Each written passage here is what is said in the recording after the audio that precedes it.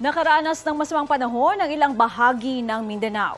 Sa Iligan City, umapaw ang tubig sa Tubod Bridge nang bumuhos ang ulan kagabi. Stranded ang ilang motoristang dadaan sana sa tulay. Ang ilang sasakyan tumirik pa. Ilang residente rin ang lumikas dahil sa pagbaha. Bumuhos din ang malakas na ulan sa mga bayan ng Kidapawan at Makilala sa lalawigan ng North Cotabato. Pinag-iingat po ang mga residente sa posibleng landslide. Ayon sa Pag-asa, easterlies at localized thunderstorm ang nagpapaulan sa ilang bahagi ng Mindanao. Balita ko, may tututukan kayo tuwing 10:30 a.m. sa GTV. Alamin ang mahalagang balita at impormasyong dapat ninyong malaman sa Balita Ko. Tuwing Lunes hanggang Biyernes, mag-subscribe din sa GMA Integrated News sa YouTube.